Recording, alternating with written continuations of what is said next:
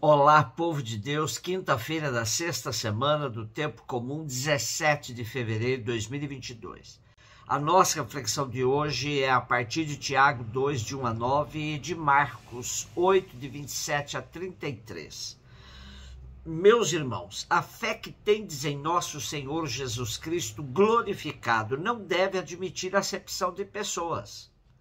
Pois bem, imaginai que na vossa reunião entra uma pessoa com um anel de ouro no dedo e bem vestida. E também entra um pobre com sua roupa surrada.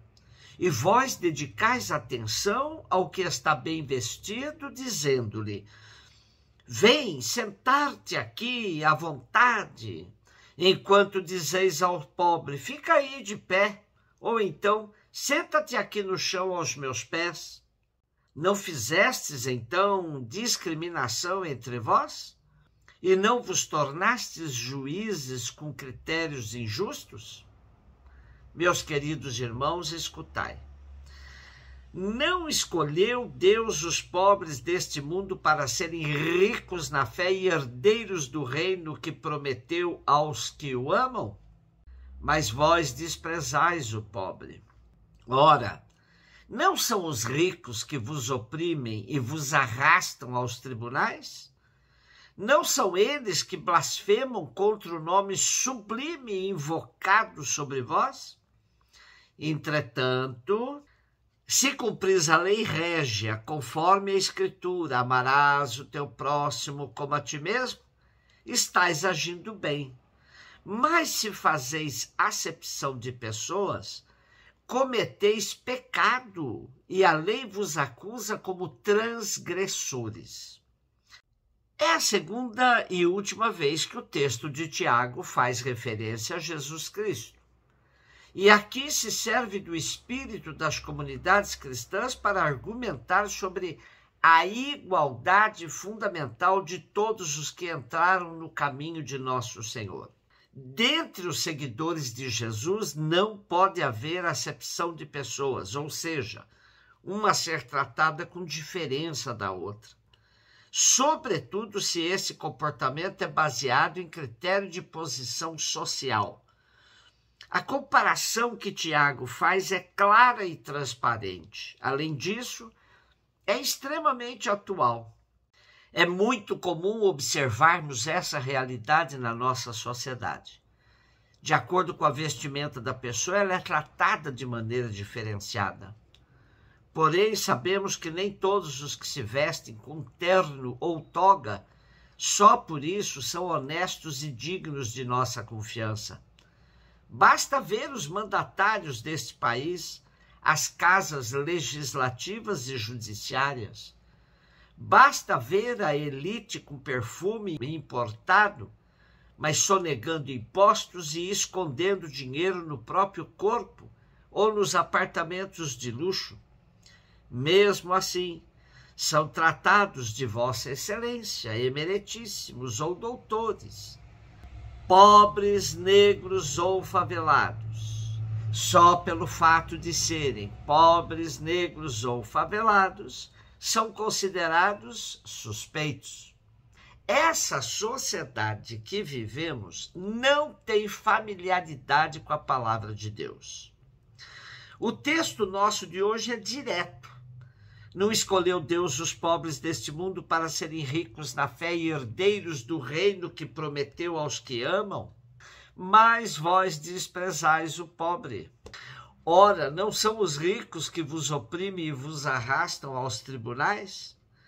Não são eles que blasfemam contra o nome sublime invocado sobre vós? Há quem gostaria de rasgar uma página como essa da Bíblia. Também hoje se tornou comum chamar um legítimo intérprete da palavra de Deus de comunista. E nosso texto de hoje conclui: se cumpris a lei régia, conforme a Escritura, amarás o teu próximo como a ti mesmo, estais agindo bem. Pois se fazeis acepção de pessoas, cometei pecado, e a lei vos acusa como transgressores. Ora, a opção é nossa: seguir ou não a palavra de Deus. Marcos 8, de 27 a 33.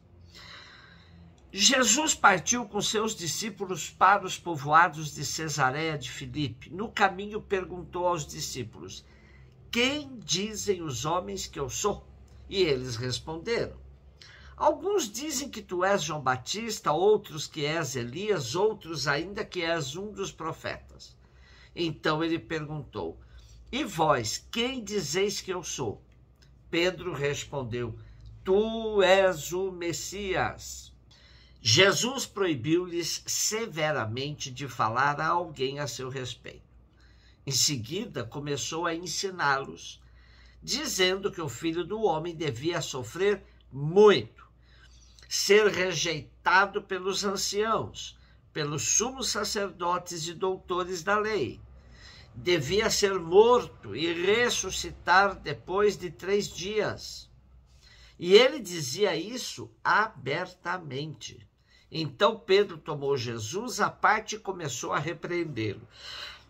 Jesus voltou-se, olhou para os discípulos e repreendeu a Pedro, dizendo: vai para longe de mim, Satanás. Tu não pensas como Deus, e sim como os homens.